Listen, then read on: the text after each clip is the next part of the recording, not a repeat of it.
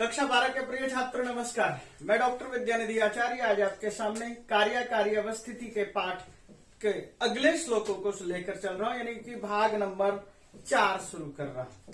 कारण था कि पहले पाठ में आसुर दैवी शक्ति के विषय में चर्चा की थी और दैवी शक्ति की चर्चा करने से पहले दैवी शक्ति के जो है दैवी संपदा के 26 तत्वों को बताना जरूरी था। और उसके बाद जब हमने आसुरी संपत्ति की चर्चा की तो आसुरी संपत्ति है क्या, इस चीज को बताने के लिए मुझे सांख्य दर्शन का सहारा लेना पड़ा, क्योंकि भगवान कृष्ण सांख्य के सहारे आगे बढ़ते हैं, अपनी बातों को करते हैं।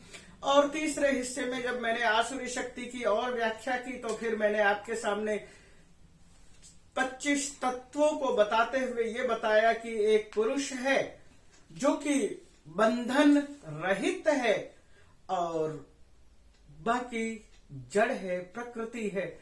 तो 24 तत्व प्रकृति से है, जड़ से है, और हम जड़ को पकड़ने के लिए स्वयं को बांध लेते हैं। जैसे कि लोग बंदरों को पकड़ने के लिए मूंगफली डाल देते हैं और मूंगफली डालने के बाद बंदर के हाथ में मूंगफली लग जाती है और बंदर पकड़ में आ जाते हैं। बंदर को पकड़ने का सबसे आसान तरीका सरकार ने यही निकाला है कि पिंजरा डाल दो, वहां पर छोटा सा पिंजरा लगा दो और पिंजरे में कुछ मूंगफलियां डाल दो और उसके बाद बंदर को आसानी से पकड़ लो और कहीं भी ले जाकर छोड़ दो। तो हम सब भी 24 मूंगफलियों के चक्कर में पड़े हुए हैं और उन 24 मूंगफलियों में हमने क्या पाया कि 25वां तत्व जो कि प्रधान है, जो पुरुष है, वह बंध जाता है प्रकृति के संसर्ग में आते ही, जो कि निष्क्रिय था, जैसे ही सक्रिय होता है और सक्रिय होते ही तत्वों के पिंजरे में बंध जाता है। प्रकृति तो शुरू हो जाती है, प्रकृति का संचालन तो शुरू हो जाता है। ईश्वर की जो इच्छा है कि मैं नई सृष्टि का निर्माण करूं, सृष्टि तो निर्माण हो जाती है, लेकिन वह बेचारा जन्म जन्म जन्म जन्म के अनेक जन्मों के चक्कर में ऐसे ही चक्कर काटता है जैसे कि आपने ये सोच लिया कि यहाँ पर बैठे हुए हैं और आपको चक्कर काटना है, आप चक्कर काटते रहते हैं। ये कुछ ऐसी ही स्थिति होती है कि एक अंधे व्यक्ति को एक कमरे में बंद कर दिया जाए या किसी आंख वाले आदमी को भी बंद कमरे में रख दिया जाए और एक खिड़की को छोड़ दी जाए और उसे कहा जाए कि खिड़की को छू कर दिखाओ, और वह आदमी, उस आदमी को एक बार चक्कर कटा दो, 2-3 राउंड, और उसके बाद वह दीवार से छूते हुए चलेगा, लेकिन जिस जगह खिड़की होगी उसी जगह उसके नाक में, कान में, कहीं पर भी थोड़ी सी खुजलाहट होगी और वो खिड़की को आगे छोड़ करके चला जाएगा, चक्कर काटता रहेगा। इसी तरह से मनुष्य या जीव जंतु इस सृष्टि निर्माण के चक्कर में उस अंधे व्यक्ति की तरह से चक्कर काटता रहता है। कारण वह प्रकृति के संसर्ग में होते ही निष्क्रिय से सक्रिय होने की उपस्थिति में आ जाता है। और प्रकृति क्या है? प्रकृति पुरुष को लुभाती है। तो मैं उसी चीज को आगे बढ़ रहा हूं। तो हमने निष्फला और निष्काम और सकाम की भी चर्चा की, और सकाम की चर्चा करते हुए मैंने वेद आदि या यज्ञ, तप, दान सब चीजों की मैंने चर्चा की और सब चीजों को बताते हुए यही बताया कि ये सब के सब कर्म मुक्ति के नहीं है, मुक्ति का द्वार नहीं है। यही श्री कृष्ण बताते हैं मुक्ति का द्वार है क्या, तो वह है भक्ति। और हम उस चीज की तरफ बढ़ेंगे उससे पहले हम उसी निष्काम कर्म की तरफ जाने की बात करना चाहते थे, लेकिन हमें सकाम कर्म मिला आसुरी संपत्ति में, और हमने उस चीज को देखते हुए आगे बढ़ने की कोशिश की। और श्लोक अगला शुरू करता हूं मैं, 8वां श्लोक। और मुझे लगता है कि मुझे बहुत कुछ बताना चाहिए था जो कि मैंने बता दिया है पिछले वीडियो में। अब मुझे केवल श्लोकों के अर्थ बताने, क्योंकि ये सारे के सारे श्लोक आसुरी संपत्ति से ही जुड़े हुए हैं और आसुरी संपत्ति ही बंधन का कारण है, ये आपने चौथे श्लोक में देख लिया है। तो हम बंधन के कारण को जान चुके हैं। दैवी संपत्ति विमोक्षाय, दैवी संपत्ति मुक्ति के लिए था और आसुरी संपत्ति निबंधनाय, निबंधन के लिए था। तो हम किस तरह के बंधनों में चलते हैं और किस तरह से हम जड़ तत्व को पकड़ने के लिए ही अग्रसर होते रहते हैं और चाहते हैं और चाहते हैं और चाहते हैं कि यह वृत्ति लेकर चलते हैं। इदम अद्य मया लब्धम इमं प्राप्स्ये मनोरथम, इदम अस्ति इदम अपि में भविष्यति पुनर्धनम। तो आसुरी संपत्ति वाले मानो ही महताम धनम को त्याग करके अधमा धनम इच्छन्ति, अधम लोग धन की कामना करते हैं। तो यहाँ पर देखिए कि धन के लिए, वित्तम धन के लिए ही दौड़ रहे हैं। इदम धनम, इदम वित्तम, अद्य मया लब्धम, ये मैंने आज प्राप्त कर लिया है। आज कर लिया क्या मतलब, इससे पहले हमने प्राप्त कर लिया है। जब हम चर्चा कर रहे हैं उस समय तक मुझे यह प्राप्त हो चुका है। लब्धम, ये लब्ध है, प्राप्त है, यानी कि यह तो मेरे पास हो चुका है। मान लीजिए किसी के पास 100 रुपये है तो कहते हैं 100 रुपये तो हो चुके, अब हम उससे आगे की बात करेंगे। तो आगे की बात क्या करेंगे, आप इस चीज को ये समझने की कोशिश की कि 99 का चक्कर जिसमें हम कहते हैं कि लोग 99 के चक्कर में चलते रहते हैं। 1 रुपया उसके हाथ में आया और उसके बाद वह एक रुपया तक जोड़ जोड़ कर वह 99 तक जैसे ही पहुंचता है और फिर 1 रुपया जोड़ते ही 100 रुपया हो जाता है, उसको अलग रख देता है और फिर से 1 से 99 के चक्कर में लग जाता है, पैसे कमाने की धुन में लग जाता है। उसी चीज को कहता है ये मैंने प्राप्त कर लिया है, जितना मेरे पास है वह मैंने प्राप्त कर लिया है। इदम अद्य लब्धम, ये मैंने आज प्राप्त कर लिया है। इमं प्राप्स्ये, और इसको मैं प्राप्त करूंगा। ये भविष्यत काल में कहा है कि ये भी मैं प्राप्त कर लूंगा। उसकी योजना है, मान लीजिए कि आज तक की योजना थी 1 लाख रुपये,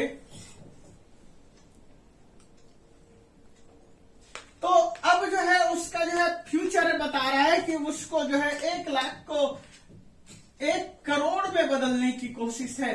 ये मैं प्राप्त करूंगा। यदि मैंने 1 लाख पा लिया है तो मैं 1 करोड़ की तरफ बढ़ूंगा।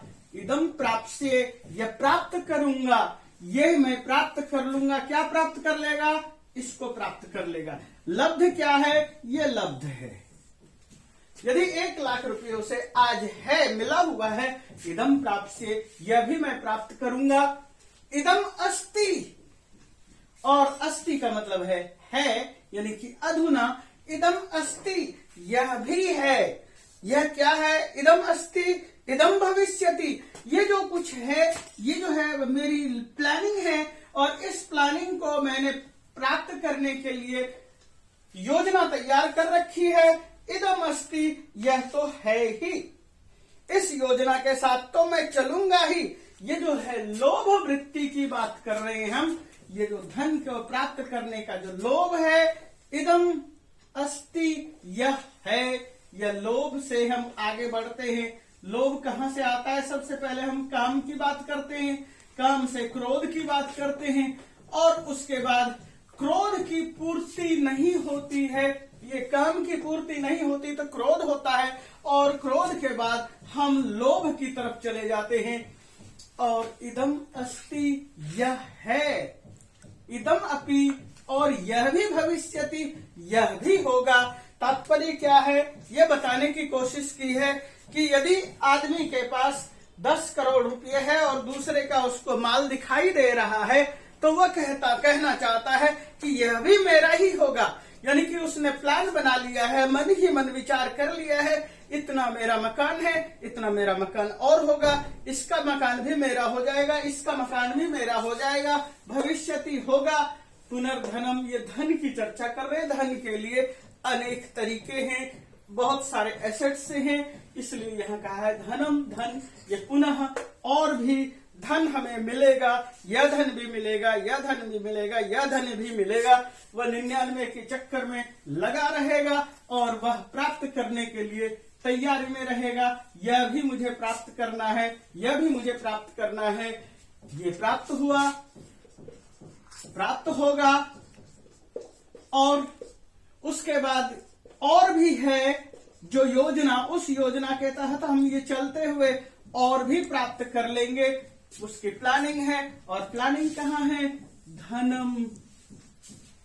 आप सोच के देखिए, चाहे बिल गेट्स हो, चाहे कोई और धनी है, दुनिया में कितने ही धनी हैं, और वह धनी धन से क्या उनकी इच्छा पूरी हुई?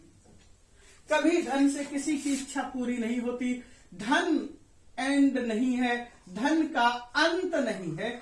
किसी के पास जितना है उससे और आगे की बात करता है कि और भी मिल जाए। यदि किसी के पास एक घर है तो वो 4 घर की और तलाश करता है। किसी के पास और थोड़े से घर हो, वो मकान हो जाते हैं तो वो और मकान की इच्छा करता है। किसी के पास और गाड़ी है तो और गाड़ी की इच्छा करता है। इसलिए आपने कई बार सुना होगा, कुछ लोग गाने भी गाते हैं कि एक नहीं 2-4 दिला दे, गाड़ी बंगला कार दिला दे। इस तरह के जो गाने हैं वो उसी गाने में खोए हुए हैं और भी ईश्वर से प्रार्थना करते हैं, ये हो गया और दे दे, और दे दे, और दे दे।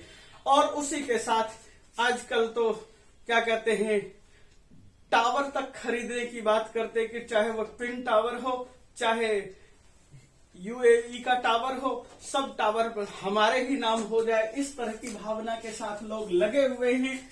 और आप देखते हैं इन्हीं चीजों के लिए भारत का बैंक खाली हो जा रहा है, बैंक को लूटा जा रहा है। एक से बढ़कर एक घोटाले हो रहे हैं और वे पैसे लेकर के भागते चले जा रहे हैं, देश छोड़कर चले जा रहे हैं, लेकिन यहाँ से सब पैसा लेकर जा रहे हैं।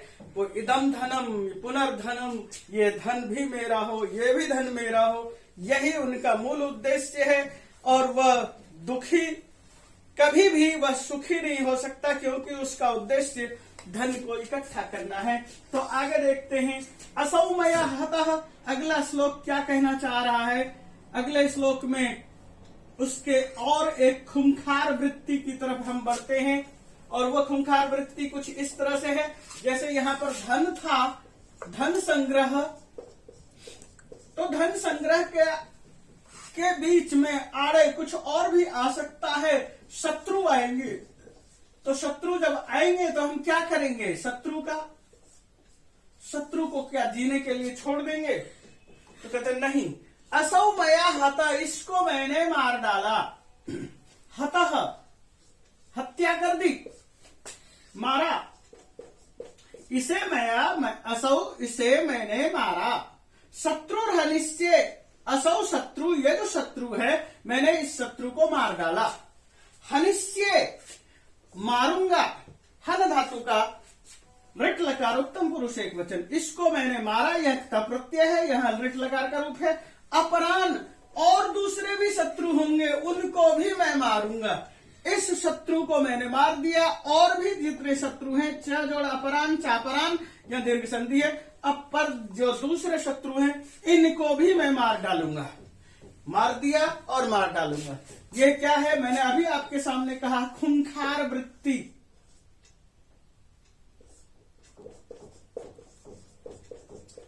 धन और धन के बाद हत्या, धन संग्रह के बाद हत्या करके और आगे बढ़ने के लिए। और उसके बाद क्या होगा? जब वह धन संग्रह कर लेगा, हत्या करना शुरू कर देगा, तो उसके बाद क्या प्राप्त होगा?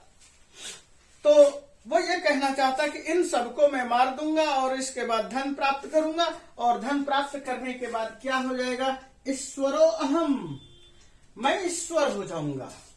तात्पर्य क्या है? मैं कुबेर हो जाऊंगा। कुबेर होना है, कुबेर सा मतलब धन कुबेर होना है। अब ईश्वर के लिए और भी पर्यायवाची शब्द आते हैं। ईश्वर, ऐश्वर्य संपन्न, धन से, बल से,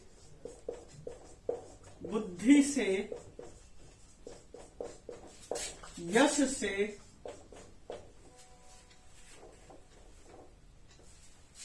समृद्धि बुद्धि से, वैराग्य से, तो वैराग्य तो इसके अंदर होगा नहीं, तो हम इस चीज को नहीं लेंगे यहां पर। तो हम इन चीजों से जब हम आगे बढ़ना चाहते हैं कि धन से, बल से, बुद्धि से, यश से, समृद्धि से, मैं इन सब चीजों से आगे बढ़ूंगा और मैं ईश्वर हो जाऊंगा। ईश्वर अहम, मैं ही ईश्वर हूं, ये बताने की कोशिश की है। इतनी सारी चीजें मेरे पास होने के बाद क्या हुआ, मैं ईश्वर हो गया, वह ईश्वर हो गया। धन संग्रह करने वाला यानी कि आसुरी वृत्ति वाला अपने आप को ईश्वर समझता है। और आप देखेंगे बहुत सारे असुर प्रवृत्ति वाले लोग, जितना मतलब उसने संग्रह कर लिया है उतने ही जोर से दहाड़ मारता है। उनके हास्य को हास्य नहीं कह सकते, अट्टहास कह सकते हैं। हा हा हा हा करके हंसते हैं और हर चीज को प्राप्त करने की लालसा में लगे रहते हैं। और कहता है अहम भोगी, मैं भोगी हूं। भोग शब्द के साथ णिनि प्रत्यय किया, भोगी बनाया। भोगी से तात्पर्य क्या हुआ, भोग वाला। मैं ही हर चीजों का उपभोग करूंगा, मेरे लिए ही सब कुछ है, भोगने वाला मैं ही हूं। अहम भोगी, मैं सबसे बड़ा भोगी हूं। और भोगी शब्द में भुज पालनाभ्याम व्यवहारयो, यह धातु से बना है भोग। लेकिन यहां पर भोगी शब्द का तात्पर्य क्या है, मैटेरियलिस्ट हो जाना। मैटेरियलिस्ट का मतलब क्या कहेंगे हम, भौतिकता से संपन्न होना। और भौतिकता से संपन्न के साथ भौतिकवादी होना, भूत मैटेरियल से जुड़ा हुआ होना। और जब वह कहेगा अहम भोगी, जब वह भोगी भी हो जाएगा तो फिर आगे यह भी कहेगा अपने आप को और ऊंचा बनाने के लिए, और ऊंचा बढ़ाने के लिए, ये दिखाने के लिए कि मेरे पास तो सब कुछ, मैं तो ईश्वर हूं, मेरे पास सब कुछ भोग करने वाले सारी संपदाएं हैं। तो फिर मैं क्या हो गया, अहम सिद्ध, मैं सिद्ध हो गया हूं, मैं सिद्ध पुरुष हुआ हूं। और मेरे से बड़ा कोई भी योगी नहीं हो सकता, मैं सबसे बड़ा योगी हूं। और मैंने सारी सिद्धियों को, अष्ट सिद्धियों को प्राप्त कर लिया। अनिमा, लघिमा, महिमा, गरिमा, हर तरह की सिद्धि मैंने प्राप्त कर लिया। और अहम बलवान, मैं बलवान हूं, मैं ही सब सारी शक्ति वाला हूं। और सुखी, मैं ही सुखी हूं। तो उसके अंदर क्या क्या भावना पैदा हुई, एक ईश्वर होने की, एक भोगी होने की, एक सिद्ध होने की, एक बलवान होने की और एक सुखी होने की। ये 5 प्रवृत्ति उसके अंदर जन्म ले लेती है। और वह व्यक्ति जिसके अंदर ये 5 प्रवृत्ति जन्म ले लेती है कि तात्पर्य क्या है, मैं ईश्वर हूं, मैं सिद्ध हूं, मैं भोगी हूं। ये देख लीजिए, ईश्वर, भोगी, सिद्ध, बलवान, सुखी। ये सुखी शब्द भी कुछ इसी तरह से है, जो यहां पर है वही चीज यहां। तो ये चीज 1, 2, 3, 4, 5, जब आदमी के अंदर इतने गुण आ जाएंगे तो आदमी यही कहेगा कि मैं ही स्वर्गलोक में हूं और इंद्र ही मेरे हाथ पैर दबाने वाले नौकर चाकर हैं। इतने उसके अंदर अभिमान जाग जाएगा। और जब वह उसके अंदर यह अभिमान जागेगा तो उसके बाद उसके अंदर कुछ और भी प्रवृत्तियों का विकास होगा। और उन प्रवृत्तियों को हम देखेंगे। तो अगले श्लोक को देखते हैं। तो यहां बात क्या आती है, अगले श्लोक के माध्यम से देखते हैं। आढ्यो अभिजनवान अस्मि को अन्यो अस्ति सदृशो मया यक्षे दास्यामि मोदिष्ये इत्यज्ञान विमोहिता। ये सब कुछ अज्ञान से मोहित होने की वजह से हो रहा है। यदि आदमी के अंदर अज्ञान न हो, आपने कई बार सुना कि ये सारा माया का चक्कर है, माया को छलिया जान, माया को ठगनी जान, इस तरह से जो क्या कहते हैं वेदांत का उपदेश है, आप उसमें देखते हैं तो उसी माया को यहाँ शब्द प्रयोग न करके यहाँ अज्ञान शब्द का प्रयोग किया है। और वेदांत दर्शन में माया शब्द का प्रयोग हुआ है। और हमने यहाँ वेदांत दर्शन क्यों नाम लिया, क्योंकि आप इसमें देखेंगे श्री कृष्ण एक स्थान पर वेदांत कृत शब्द का भी प्रयोग करते हैं। इसका तात्पर्य है कि वो वेदांत को भी सामने ला रहे हैं। तो कहते हैं आढ्यो, मैं आढ्य हूं। आढ्य से क्या मतलब है? धन वाला, धनवान। आढ्यो, मैं धनवान हूं। अभिजनवान अस्मि, अभिजनवान का मतलब क्या हुआ? कुलीन। मैं ही सबसे बड़ा धनी हूं। मेरे पास जितना धन है इतना किसी के पास धन नहीं है। और मैं इस धन से, इस संपदा से सोना, चांदी, मकान, खेत, जमीन आदि के माध्यम से, पद के माध्यम से और बड़े बड़े पदाधिकारी होने को भी, सेठ को, मंत्री को जहां चाहूं बुला सकता हूं, जो चाहूं वह काम करा सकता हूं। इस अहंकार को प्रदर्शित करता है आढ्योस्मि। और अभिजनवान का मतलब है कुलीन। तो कुलीन का मतलब क्या है? आपको मैंने पहले कहा, एक है आत्मा यानी पुरुष, और एक है प्रकृति। मनुष्य का शरीर प्रकृति से बना हुआ है। शरीर, पूरा का पूरा शरीर प्रकृति है, 24 तत्व है, और इसी के संसर्ग से मनुष्य पैदा हुआ है। सारा का सारा खेल ही प्रकृति का है। और उसके बाद भी यह कहता है मैं कुलीन हूं। कोई आदमी कुलीन नहीं है और कोई आदमी कहता है कि मैं कुलीन हूं। तो कुलीन होने का तात्पर्य क्या है? कि मैं सबसे उच्च वर्ण में पैदा हुआ हूं। मैं ब्राह्मण हूं। ब्राह्मणों में इस कोटि के ब्राह्मण में हूं। कोई कहता है मैं शांडिल्य ब्राह्मण हूं, कोई कहता है मैं वशिष्ठ ब्राह्मण हूं, कोई कहता है मैं भारद्वाज ब्राह्मण हूं, कोई कुछ और चीजें बताता है, कोई कुछ और चीजें बताता है। तो वो उसमें भी अपने आप को टॉप पर लाने की कोशिश करता है, कुलीन, उत्तम कुल वाला। और उसके बाद फिर ये कहते हैं इसके अलावा क्या है? जैसे मैंने जातिगत बात की, तो ये क्या कहते हैं, ब्राह्मण की बात की, तो उसी तरह से फिर वो कहता है कि मेरा वर्ण जो है सबसे श्रेष्ठ है, मेरी जाति सबसे श्रेष्ठ है, मैं सबसे श्रेष्ठ स्थान पर रहता हूं, और मैं हर तरह की चीजों से पवित्र हूं, और इसके अतिरिक्त कि मैं ही सब कुछ हूं, मेरे से उत्तम कोई भी नहीं। जबकि याद रखिए, प्रकृति आत्मा नहीं है, प्रकृति जड़ है। जड़ के प्रति ही मोह इतना है। प्रकृति पुरुष तो शुद्ध बुद्ध मुक्त है। कोई भी पुरुष, कोई भी प्रकृति। तो मैंने क्या कहा कि मैं अभिजनवान हूं, कुलीन हूं। कुलीन के विषय में मैंने बता दिया है कि हम वर्ण की तरफ भाग रहे हैं। हम अपनी कुलीनता को बताने में लगे हुए हैं कि हमसे बड़ा उत्तम खानदान का कोई नहीं, हमारे से बड़ा अच्छा कोई भी वंश नहीं। और उसके बाद को अन्योस्ति मया सदृश, मेरे बराबर, मेरे सदृश, मेरी तुलना में अन्य कौन है धरती पर? यानी कि मेरे से अधिक ऊंचे कुल का कोई भी नहीं हो सकता। और उसके बाद जहां हमने इन चीजों की चर्चा की, तो उसने कहा कि वो कहना चाहता है कि कहीं पर भी कोई भी कर्म होता है अपने आप को बड़ा साबित करने के लिए। यदि कोई यज्ञ कर रहा होगा तो मैं यज्ञ में शामिल हो जाऊंगा, यज्ञ कराने के लग करूंगा, और दास्यामी, दूंगा, दान दूंगा। यदि कहीं पर 100 रुपए की आवश्यकता में 1000 रुपए देकर सर्वोत्तम बन जाऊंगा। यज्ञ करूंगा, बड़ा यज्ञ करूंगा। यदि कोई किसी ने 2 दिन के लिए कोई पारायण यज्ञ किया है तो मैं 7 दिन के लिए पारायण यज्ञ करूंगा, और मैं उन सब में सबसे उत्तम कहलाऊंगा। दास्या में यदि किसी के पास 1000 रुपए की आवश्यकता है तो मैं 10,000 दे करके सर्वोत्तम बन जाऊंगा उस एरिया में। तो इस भावना के साथ कहते हैं मोदिष्य, और इन सब चीजों के माध्यम से मोदिष्य, मैं प्रसन्न होऊंगा, मेरी प्रसन्नता अपार होगी, चाहे अंदर उसमें प्रसन्नता हो या ना हो। इति अज्ञान विमोहिता, इस तरह से जो अज्ञान से विमोहित लोग होते हैं, अज्ञान से विमोहित से तात्पर्य हमने क्या पढ़ा है कि सबसे पहले कहा इदम अद्य, जो मेरे पास आज है। हमने धन की चर्चा की है।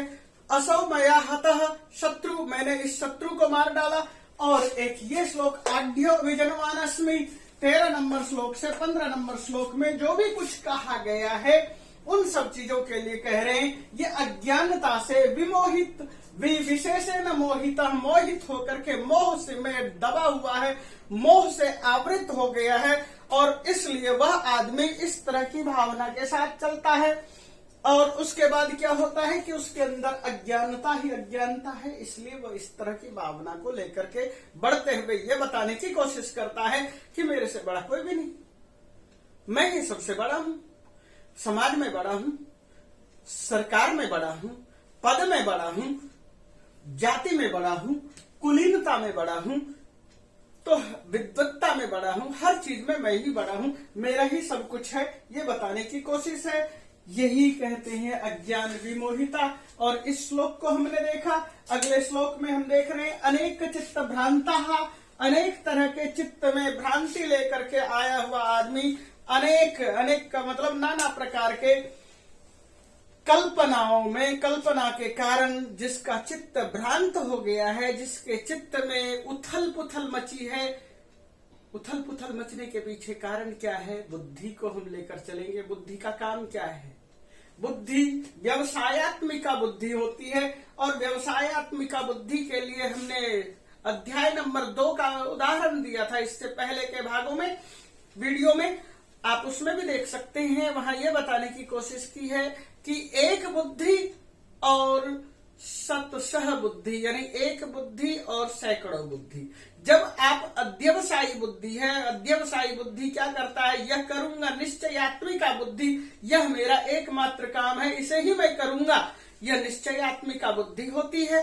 और उसके अलावा जो है अध्यवसायी बुद्धि होती है, व्यवसायी बुद्धि होती है, जो व्यवसायत्मक बुद्धि है।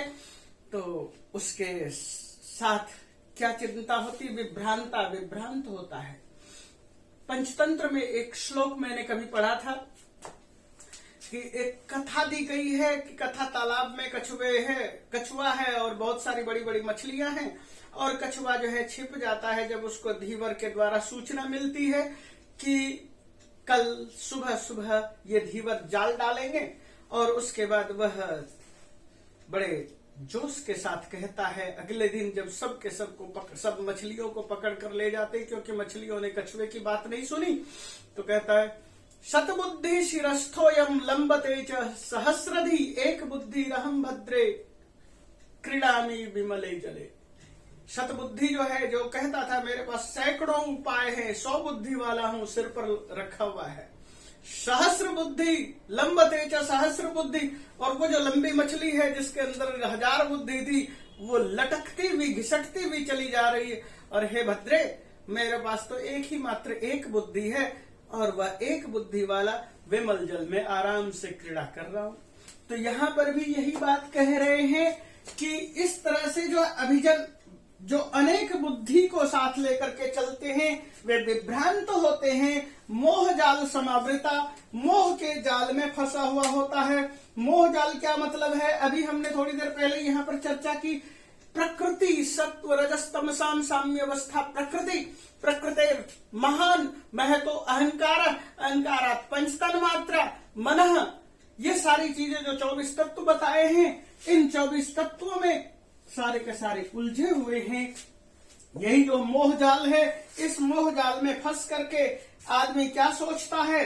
वह ये सोचता है कि मेरे से बढ़िया कोई भी व्यक्ति नहीं हो सकता, और वह यही हर जड़ बुद्धि में लगा हुआ है, भौतिक बुद्धि में लगा हुआ है, भौतिक पदार्थों के संकलन में, संग्रह में लगा हुआ है। समावृता मोह जाल, मोह के जाल में फंसा हुआ है। हमने थोड़ी देर पहले कहा था क्रोध, और क्रोध के बाद मोह। आगे इसी पाठ में बताएंगे काम, क्रोध और मोह, ये तीनों के तीनों नरकस्य द्वारम त्रिविधम नरकस्येदम द्वारम, 3 प्रकार के नरक का द्वार है, काम, क्रोध और मोह। तो ये मोह जाल में फंसा रहता है। मोह भी नरक का दरवाजा है, यही बताने की कोशिश है। और उसके बाद प्रसक्ता काम भोगेशु, काम के भोगों में यह भी पदार्थ वस्तु मेरा है, ये भी मेरा है, यही भी मेरा है। इसी मान सम्मान बड़ाई के लिए, सुख के लिए, आराम पाने के लिए जब आदमी अपने भोग विलास के सामानों में लगा रहता है, प्रसक्त रहता है, तो वे लोग अशुचौ, जो अपवित्र नरक में पतंती गिरते हैं। तो एक पवित्र नरक होगा और एक अपवित्र नरक होगा। तो अपवित्र नरक का मतलब बुरा नरक। बुरा नरक से मतलब क्या है? तात्पर्य यह है कि उसके पास सब कुछ होते हुए भी उसे पूछने वाला कोई नहीं होगा। आपने कई बार देखा है, सुना है, समझा है, बहुत सारे लोग विदेशों में जाते हैं, बहुत सारा धन एकत्र करके ले आते हैं, उसके बाद उसके बेटे भी विदेश चले जाते हैं, वे भी जो है धन दे देते हैं माँ बाप को, और उसके पास उसकी सेवा के नाम पर उसके नौकर ही उसका गला दबा देते हैं। यहां तक स्थिति आती है कि बहुत बुरी अवस्था होती है। पिछले दिनों मैंने 87 साल की एक महिला के साथ रेप की घटना सुनी। तो इस तरह की जो दुर्व्यवहार है, जो कि बच्चे नहीं देख पाते हैं और उसके बाद वह नरक में जाता है, यही है अपवित्र नरक। तो आदमी नरक में जाता है, और इससे आगे के श्लोक को हम देखते हैं। नरक के 23 तरह के नरक गिनाए गए हैं मनुस्मृति में। तो मेरा यह स्थान वहां नरक गिनाने का नहीं है, इसलिए मैं केवल नरक कह के ही आगे बढ़ रहा हूं। अब अगला श्लोक है आत्म संभाविता धन मान मदान्विता यजन्ते नाम यज्ञस्ते दंभेन विधि पूर्वकम। मैं ये 12वां श्लोक आपके सामने रख रहा हूं। आत्म संभाविता, अपने आप को सबके सामने स्थापित करना, रखना। जैसे कि आत्मश्लाघा होती है, जैसे अपने मुंह मियां मिट्ठू होता है, मैंने ये कर दिया, मैंने वह कर दिया। जो इस तरह से जो है कल्पित बातों को भी रख करके और अपने आप को सबसे पूज्य बनाने की कोशिश करता है, आत्म स्वयं को संभाविता, संभावित जो आने वाले लोग हैं उनसे भी अपने आप को बड़ा बनाने वाला, और स्तब्ध, आत्म संभाविता, स्तब्धा छूट गया है, स्तब्धा। और स्तब्धा का मतलब है स्तब्ध कर देने वाला, एकदम अकड़ से चलने वाला। तो तात्पर्य क्या हुआ? आत्म संभावित, मैं धन, मान, बड़ाई, आदर आदि की दृष्टि में सर्वोत्तम, जिसके अंदर यह भावना है कि यदि उनके यहां पर कोई साधु, संत, मुनि, तपस्वी, याजक, पुरोहित कोई भी आ जाए, वो अपने आप को इतना बड़ा बताने की कोशिश करते हैं कि वो इनको बिल्कुल भी आदर नहीं देते, तिरस्कार के साथ चलते हैं। आत्म संभाविता, अपने आप को सबसे अधिक पूज्य बताने वाला, यानी तात्पर्य है क्या, ये भी क्या साधु वृत्ति वाला होगा, मेरे से बड़ा कोई हो ही नहीं सकता, ये कौन सा संत है, मैं सबसे बड़ा संत हूँ, ये क्या मुनि है, मैं सबसे बड़ा मुनि हूँ, ये क्या तपस्वी है, मैं सबसे बड़ा तपस्वी हूँ, ये क्या याजक है, मेरे से बड़ा कोई यज्ञ करता नहीं है, ये क्या पुरोहित है, सब कुछ तो मैं ही जानता हूँ। इस तरह की वृत्ति वाला, आत्मश्लाघा वाला। और स्तब्धा, जो स्तब्ध हो गए हैं, जिसके अंदर इन भावनाओं की वजह से अकड़ पैदा हो गई है, यानी कि यही भावना उसको जो है अहंकार से भरी हुई है। धन, मान, मद, अन्विता, इन सब चीजों में क्या है? धन की बात है, मान सम्मान की बात है, और मद गर्व की बात है। धन, मान और मद, ये तीन चीजों से अन्वित, युक्त, धन से युक्त, मान से युक्त और मद से युक्त जब आदमी इस तरह की बात करता है, और फिर वो कहता है यजन्ते, वे लोग क्या बात करना चाहते हैं कि लोग यज्ञ क्या करेंगे, हम यज्ञ करते हैं, नाम यज्ञ ही, नाम मात्र का वो यज्ञ करते हैं, थोड़ा सा यज्ञ करते हैं, ज्यादा दिखावा करते हैं। तात्पर्य क्या है कि वो यजन्ते, यज्ञ तो कर रहे हैं और दंभ के साथ कर रहे हैं, अविधि पूर्वक कर रहे हैं, जिसकी कोई विधि नहीं होती, यानी कि जो यज्ञ की विधि होगी उन विधियों को त्याग करके अपनी इच्छा के अनुसार यज्ञ करना, जिसके अंदर किसी भी तरह का विधि विधान नहीं, उन चीजों को लेकर के चलना है। यजन्ते, यज्ञ करते हैं, नाम यज्ञ, नाम यज्ञ यानी नाम मात्र का यज्ञ करते हैं। और दंभेन, दंभ से, भयानक अहंकार से भरा हुआ होने की वजह से, और उसके बाद अविधि पूर्वकम, जिसकी विधि नहीं हो ऐसी स्थिति में वो हवन करते हैं, ऐसी विधि के बिना विधि के वो किसी भी क्रिया को करते हैं। हमने इससे पहले कहा था यक्षे दास्यामी, यज्ञ करूंगा, दान दूंगा, तो वो सब कुछ करते हैं कि मान लीजिए किसी मंदिर में किसी जगह कोई प्रोग्राम है, पूजा पाठ है, तो वहां पर जो है अपने आप को सर्वोत्तम स्थापित करने के लिए वह ईश्वर तक को भुला देता है और अपने आप को सर्वोत्तम घोषित करने की कोशिश करता है। इन्हीं भावों के साथ यह श्लोक है। अविधि पूर्वकम, ये चीजें यहाँ पर ध्यान देने की है। अविधि पूर्वकम, विधि रहित, विधि विधान रहित। यदि आप किसी क्रिया को कर रहे हैं और उसकी विधि के साथ नहीं कर रहे हैं तो उस क्रिया को करने का क्या औचित्य। लेकिन जो इस तरह से आसुरी वृत्ति वाले होते हैं वह विधि को त्याग करके उस काम को करते हैं। यही इस श्लोक का भाव था। इस श्लोक के माध्यम से इन्हीं चीजों को बताने की कोशिश है। और अगले श्लोक में हम देखते हैं यहाँ पर क्या कह रहे हैं, अहंकारम बलम दर्प काम क्रोध संस्कृता। तो हमने इन सब चीजों को तो पहले पढ़ा। जैसे ही हमने आसुरी वृत्ति को पढ़ना शुरू किया, आसुरी संपदा को पढ़ना शुरू किया, यही सब चीजें उसमें भी हैं। अहंकार 1, बलम 2, दर्प 3, काम 4, क्रोधम 5, इन पांचों से युक्त। आगे अभ्यसूयका भी आएगा, द्वेष के साथ रहने वाले। और उसके बाद इसमें परदेश देहेशु, दूसरों के देह में, दूसरों के शरीर में, मां मुझे, अपना अधिकार बताने की कोशिश करना। इस तरह की वृत्ति जब आएगी तो ये कहते हैं अहंकारम बलम दर्प काम क्रोधम च। अहंकार, भयानक अहंकार की हमने बहुत सारी चर्चा की है, बल की चर्चा की है। दर्प, दर्प का मतलब भी एक तरह का अहंकार होता है, घमंड होता है। और कामम, इच्छा पूर्ति न हो, इच्छा पूर्ति करना, इच्छा। और क्रोधम, इच्छा न पूर्ति होने पर जो है क्रोध पैदा होना। इन सब चीजों से संस्कृता, संस्कृत, इन चीजों में लगा हुआ, इन चीजों के आश्रय से मनुष्य क्या होता है कि माम आत्म परदेहेशु, माम मुझे, आत्म परदेहेशु, दूसरों के देह में, दूसरों के साथ, परदेहेशु अपने और दूसरों में, शरीर में रहने वाले, माम मुझको, यह ईश्वर कह रहे हैं, यानी कि माम मुझे,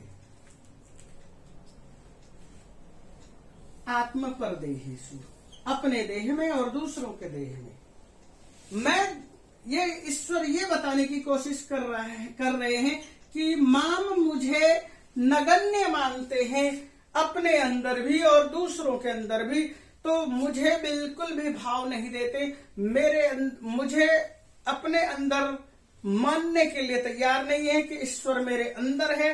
और इसी भाव को लेकर के कहते हैं श्रुति स्मृति माम आज्ञै च उल्लंघ्य प्रवर्तते, आज्ञा भोगी मम द्वेषी नरके पतंति ध्रुवम। तो कहते हैं इस तरह का व्यक्ति है, जो इस तरह के व्यक्ति होते हैं, मुझे अवज्ञा करके चलते हैं। मां, मुझको अपने आत्म परदेहेशु, अपने अंदर नहीं मानता है, अपने शरीर के अंदर अंतर्यामी मुझ पर विश्वास नहीं करता वह।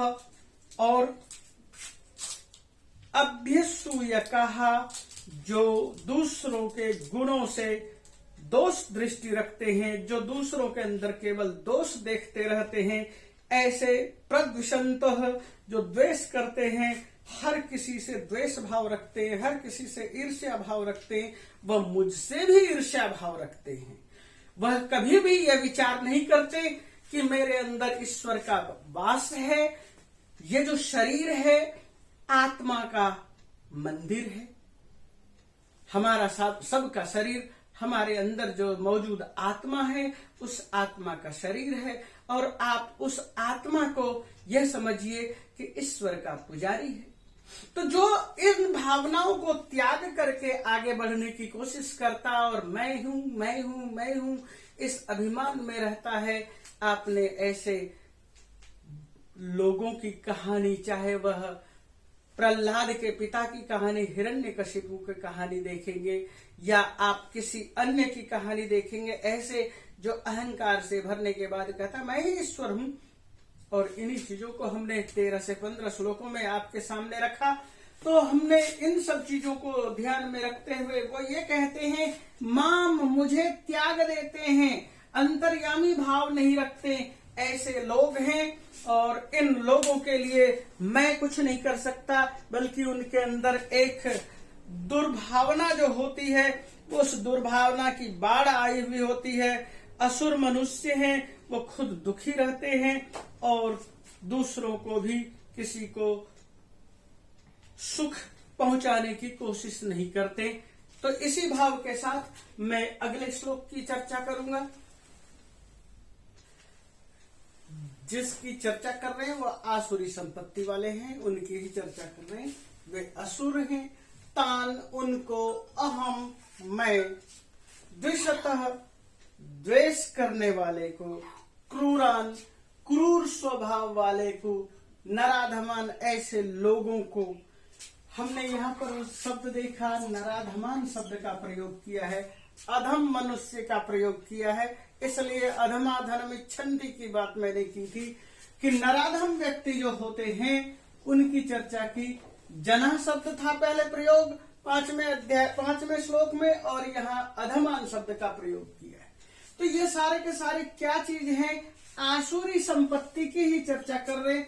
शुरू में 7वें अध्याय के 15 नंबर श्लोक में, 9वें अध्याय के 12 नंबर श्लोक में और 16वें अध्याय के 5 में से लेकर 18 नंबर श्लोक तक आसुरी संपत्ति की चर्चा की जा रही है। और ऐसे लोग जो हैं, इनको, ये किस तरह के लोग हैं, द्वेष करने वाले लोग हैं, क्रूर स्वभाव वाले लोग हैं, अधम लोग हैं।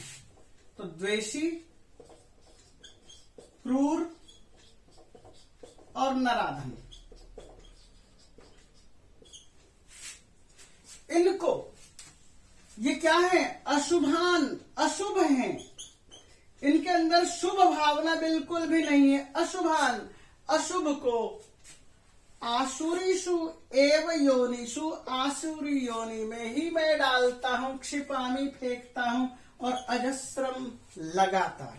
तात्पर्य क्या हुआ कि मैं इस तरह के भाव वालों को, इस तरह के विचार वाले लोगों को कभी भी दैवी संपत्ति देने के लिए तैयार नहीं हूं। ये श्री कृष्ण कहते हैं कि, जबकि श्री कृष्ण स्वयं क्या कहते हैं, मैं सबके लिए हूं, सबको बराबर दृष्टि से रख रहा हूं। फिर भी जिनके अंदर ये द्वेष भावना है, क्रूरता है, नराधम है, अशुभ है, ऐसे को अजस्र लगातार क्षिपामी फेंकता हूं। कहां फेंकता है, आसुरीषु योनिषु, आसुरी योनि में फेंकता है। तात्पर्य क्या है कि ऐसे लोग जो हैं आसुरी योनि में बार बार जन्म लेते हैं, बार बार जन्म लेते हैं और क्रूर कर्म करते हैं, और क्रूर योनि में चले जाते हैं, और क्रूर कर्म करते हैं, और क्रूर योनि में चले जाते हैं। इनके अंदर क्रूरता कभी खत्म नहीं होती। और 1,84,000 जो कहते हैं, 84 लाख योनियां, 1,84,000 में भटकते रहते हैं, भटकते रहते हैं और भटकते रहते हैं, क्योंकि वे क्रूर हैं, निर्दयी है, हिंसक हैं, नराधम हैं। ऐसे को किस लिए मनुष्य की योनि दे करके स्वर्ग लोक दिया जाए या मोक्ष दिया जाए? तो ऐसे लोगों को मोक्ष देने का भी विधान खत्म हो जाता है। आसुरीषु एव योनिषु, आसुरी योनि में ही, आसुरी योनि 84 लाख योनियों में ही गुजरते रहना है, चक्कर काटते रहना है, चक्कर काटते रहना है। यही कहने की बात है। तान उनको, अहम मैं, द्विषतः जो द्वेष करने वाले, क्रूरान जो क्रूर है, नराधमान अशुभान अशुभ नराधम है, इनको संसारेषु संसार में अजस्रम लगातार आसुरीषु एव योनिषु क्षिपामि, आसुरी योनि में ही फेंकता हूं, आसुरी योनि में नरक लोक में ही वास देता हूं, नरक और नरक में ही इनका स्थान है। इससे ऊपर इनको बढ़ाने की आवश्यकता नहीं समझता, इनके लिए वही योनि ठीक है। इसी भावना के साथ अगले श्लोक को देखते हैं। अगले श्लोक में क्या कहते हैं? आसुरी योनिम आपन्नाम, आसुरी योनि को प्राप्त होने के बाद भी मूढ़ा, ये मूढ़, हमने इसकी बड़ी चर्चा कर दी है। मूढ़ का मतलब महामूर्ख, और ये जो आसुरी संपत्ति लिए हुए हैं, बल, अहंकार, इन चीजों की बात करने वाले हैं, जन्मनी जन्मनी सैकड़ों सैकड़ों जन्मों तक, अनेक जन्मों तक ये आसुरी योनि मापन्ना, आसुरी योनि में पड़े रहते हैं। माम, मुझे, हे कौन्तेय, हे अर्जुन, माम, मुझे अप्राप्य एव, अप्राप्य प्लस एव, मुझे बिना प्राप्त किए ही यान्ति अधमाम गतिम, ततः उसके बाद अधम योनि में चले जाते हैं। इनके पास उत्तम योनि नहीं है, ये अधम योनि में विचरते रहते हैं, अधम योनि में चलते चले जाते हैं। जबकि गीता में कहा कि मुझे किसी से किसी तरह का कोई द्वेष नहीं है, मैं ईश्वर है। कोई भी पिता अपने किसी बच्चे से द्वेष भावना के साथ नहीं चलता है। फिर भी यहाँ पर ये कह रहे हैं समम समोहम सर्वभूतेषु, 9वें अध्याय के 29वें श्लोक में कहा कि मैं सबके लिए बराबर हूं। जैसे एक पिता प्रत्यक्ष रूप में सभी बच्चों के लिए बराबर भावना के साथ चलते हैं, उस तरह से मैं सबके साथ बराबर दृष्टिकोण रखता हूं। मैं चाहता हूं सबको सुख पहुंचाऊं, लेकिन उनकी क्रूरता कभी खत्म नहीं होती, इसलिए वे अधम योनि में चले जाते, अधम गति में जाते हैं, क्योंकि वह अपनी अधम योनि आसुरी प्रवृत्ति से बाज नहीं आना चाहते। यही इन श्लोकों का भाव है कि आसुरी योनि को यदि वो छोड़ना चाहे तो मैं उसके लिए समान भाव रखता हूं, लेकिन वे तो मुझे भी भाव नहीं देते। यही बात यहाँ पर कहने की स्थिति है, यहाँ कहने के लिए प्रयोग किया गया है। और इसी के साथ मैं यहाँ पर ये बात करूंगा, इस चीज को ध्यान में रखते हुए कि हमने इन सारे श्लोकों की जो चर्चा की है, इन सारे श्लोकों का जड़ क्या है, उस श्लोक को हम देखते हैं। ये देखिए यहाँ पर क्या है, ततः उसके बाद यान्ति, प्राप्त करते हैं, अधमाम गतिम, अधम गति, उनकी उत्तम गति नहीं होती, अधम गति को प्राप्त करते हैं, तमो गति को प्राप्त करते हैं। ऊर्ध्वम गच्छन्ति सत्वस्था, जो सत्व गुणी लोग होते हैं वो ऊपर की तरफ बढ़ते हैं, जो तमोगुणी होते हैं, रजोगुणी और तमोगुणी हैं, ये अधम योनि की तरफ जाते हैं, अधम गति की तरफ प्राप्त करते हैं, और वो 1,84 के चक्कर में चलते चले जाते हैं। वे 99 के जोड़ने के चक्कर में 1,84 योनियों में भटकने के लिए तैयार है। इसी के साथ मैं इस पाठ के अंतिम श्लोक को भी मैं आपके सामने रख रहा हूं, उसको भी देख लीजिए। तो हम यहाँ ये कहना चाह रहे हैं, त्रिविधम नरकस्य इदम द्वारम, ये 3 द्वार हैं नरक के। नासन आत्मन, आत्मा के नाश करने के लिए, आत्मन जीव आत्मा के पतन करने वाले, जीव आत्मा को नष्ट करने वाले, जीव आत्मा को नुकसान देने वाले, ये 3 नासन आत्मन, आत्मा के, जीव आत्मा के नुकसान के लिए 3 द्वार हैं। कौन से 3 द्वार है? काम, क्रोध और लोभ, ये 3 द्वार हैं नरक के। तस्मात्, इसलिए एतत्त्रयम् त्यजेत्, इन तीनों को छोड़ देना चाहिए। तात्पर्य क्या है? काम, क्रोध, लोभ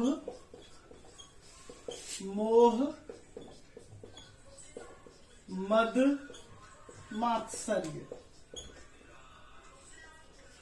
इसी को कहते हैं ईर्ष्या, द्वेष आदि। तो ये 6 रिपु बताए गए, षड रिपु, 6 रिपु कहते हैं। और काम, क्रोध और लोभ। अब आप ये देखिए कि जब आप ये देखते हैं कि हमारे अंदर यदि ये 6 दोष हैं तो हम अपने जीवन को उत्कृष्टता की ओर नहीं ले जा सकते। हमारी उत्कृष्टता क्या है? पुरुषार्थ चतुष्टय। हम पुरुषार्थ चतुष्टय की तरफ नहीं जा सकते। और हमने गीता में देखा भी है, श्री कृष्ण कहते हैं कि इन इंद्रियों को किसने रोका है? काम ऐसा, क्रोध ऐसा, इस तरह से ऐसा शब्द का प्रयोग किया। यह काम और यह क्रोध, ये काम क्रोध मनुष्य को दूर करते हैं। इसलिए मैंने यहाँ चाणक्य नीति का एक श्लोक लिखा है, अत्यंत कोप कटुका च वाणी, दरिद्रता च स्वजनेषु वैरम, नीच प्रसंग कुलहीन सेवा चिन्हानि देहे नरक स्थितानाम। अत्यंत कोप करना या गुस्सा है, कटुका च वाणी, बड़ी कड़वी वाणी बोलना, दरिद्रता च स्वजनेषु वैरम, और दरिद्रता दिखाना, और स्वजनेषु वैरम, अपने ही आदमियों के प्रति वैर भाव करना, नीच प्रसंग, नीच चीजों में प्रसंग रखना, कुलहीन सेवा, जो कुलहीन है ऐसे लोगों की सेवा करना। ये नरक में स्थित लोगों के चिन्ह दिखाई देते हैं। इस देह में नरक के चिन्ह दिखाई देते हैं। पद्म पुराण में भी इस तरह की वृत्ति कहा है, कार्पण्य वृत्ति, कंजूसी वृत्ति, जो कि यहाँ कहा गया। स्वजनेषु निंदा, स्वजनेषु वैरम यहाँ कहा। कुचैलता, नीच प्रसंग ये है, नीच जनेषु भक्ति, नीच लोगों की सेवा। और अतीव रोष, अत्यधिक कोप, कटुका च वाणी, इसी बात को यहाँ कहा है। नरस्य चिन्हम नरकागतस्य, नरक में जाने वाले लोगों के ये चिन्ह दिखाई देते हैं। तो ये जो नरक में जाने वाले चिन्ह हैं, ये मैंने आपके सामने रखे। तो ये चीजें क्या बताती है कि हम कहाँ जा रहे हैं? हमने अपने षड रिपुओं को के ऊपर क्यों नहीं कंट्रोल किया? क्योंकि हमने, सीधी सी बात थी कि जो संपत्ति थी दैवी, आसुरी, मुक्ति के लिए, बंधन के लिए, हमने स्वयं को बंधन में खुद डाला। मैंने इसलिए इस पाठ को शुरू करते हुए यही बताने की कोशिश की थी कि सरकार बंदरों को पकड़ने के लिए मूंगफली का सहारा लेते हैं, मूंगफली डालते हैं और छोटा पिंजरा डाल देते हैं और पिंजरे में बंदर आकर बंध जाते हैं। ठीक उसी तरह से मनुष्य इन चीजों में आके बंधते हैं। मनुष्य का बंधन का मूल कारण है धन। आपके सामने ये लोभ शब्द आया, लोभो मूलम अनर्थानाम। जहां लोभ ही मूल अर्थानाम, अर्थ को यदि आप कमाना चाहते हैं तो भी लोभ है कि ये इतना हो तो ये होगा, और हम अनर्थ करते हैं तो भी लोभ ही मूल कारण है। इसलिए एक विद्वान हुए हैं जिसका नाम था प्रूधो, और वो ये कहा करते थे, आपके पास धन है, आप चोर हैं। यहाँ पर भी ये बात सरकार रखती है कि यदि आपके पास धन है और उस धन का आपने इनकम टैक्स नहीं दिया है तो आप चोरी करते हैं। तात्पर्य क्या है कि आप धन तो कमाएं, अपने उत्तम कर्मों के द्वारा कमाएं और सरकार को भी टैक्स देते रहें। तो तात्पर्य क्या है? त्रिविधम नरकस्य इदम द्वारम। ये जो हमारे नरक का द्वार है, ये 3 ही द्वार है, काम, क्रोध और लोभ। इसलिए हमें जितनी जल्दी हो सके इन तीनों को छोड़ें। इन तीनों को छोड़ने के लिए हमें हर तरह की वृत्ति को छोड़ना पड़ेगा, और हर तरह की वृत्ति में षड रिपु हैं। उन षड रिपुओं को जब हम छोड़ देंगे तो हमारे पास स्वर्ग का द्वार आएगा, और स्वर्ग का जो द्वार आएगा तो क्या कहेंगे? स्वर्ग स्थितानाम यह जीवलोके चत्वारि चिन्हानि वसंति देहे। स्वर्ग लोक वाले लोगों का, जो स्वर्ग में जाना चाहता है, उनके अंदर, उनके शरीर में 4 तरह की वृत्ति दिखाई देती है। चत्वारि चिन्हानि, 4 चिन्ह दिखाई देते हैं। दान प्रसंग मधुरा च वाणी, देवार्चनम ब्रह्म तर्पणम च, यानी कि ये भी चाणक्य का ही कहना है। जो जहां पर हमने 17 नंबर श्लोक बताया था, ये 16वें नंबर श्लोक में था कि स्वर्ग के चिन्ह क्या है।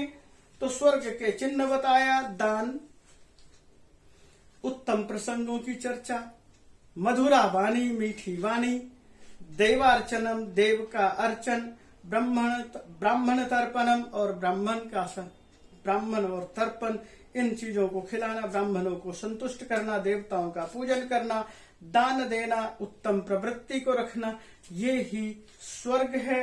और इसी चीज को, इसी तरह का भाव पद्म पुराण ने भी कहा, स्वर्ग स्थितानाम इह जीवलोके चत्वारि तेषां हृदये वसन्ति, दानम प्रशस्तम मधुरा च वाणी, देवार्चनम ब्राह्मण तर्पणम च। ये पद्म पुराण के सृष्टि प्रकरण में है।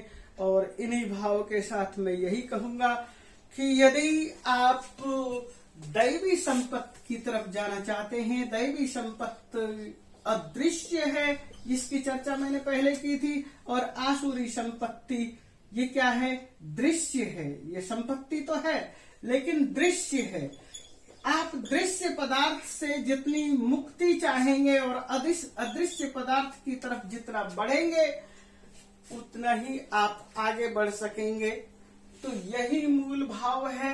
आप इन सब चीजों के साथ जब भी चलेंगे, मूल मकसद क्या है, सकाम नहीं होना चाहिए। निष्काम भाव जब तक रहेगा, यहाँ निष्काम होता है, यहाँ सकाम होता है। सकाम ही बंधन का कारण है। आप यज्ञ करते हैं, दान करते हैं, पुण्य करते हैं, तप करते हैं, ध्यान करते हैं, कुछ भी करते हैं, यदि आपके अंदर कुछ भी कामना है उन कामों को करते हुए, तो आप बंधन से मुक्ति नहीं पाएंगे। न देवै न वेदै न यज्ञै तपः च दानम, इस तरह से उन सब चीजों को कहा है। मैंने इन सब चीजों की पहले चर्चा की है। यदि हम वेद पाठ करते हैं, वैदिक मंत्रों के द्वारा आहुति दे करके कल्याण चाहते हैं, लेकिन वही बात आती है कि अपना जब कल्याण चाहते हैं, हमारे अंदर यदि कामना है, इच्छा है, तो कोई भी चीज आपको बंधन से मुक्त नहीं कर पाएगी। बंधन से यदि मुक्ति चाहिए, निष्काम निष्काम निष्काम इति। इसी के साथ मैं इस वीडियो को यहाँ समाप्त कर रहा हूँ। बच्चों, आप ध्यान से इन वीडियो को देखें, निष्काम की तरफ बढ़ें। यदि आप निष्काम की तरफ बढ़ेंगे तो ही आप योगः कर्मसु कौशलम की बात तक पहुंचेंगे। इसी के साथ इस वीडियो को मैं यहाँ विराम देता हूँ। धन्यवाद।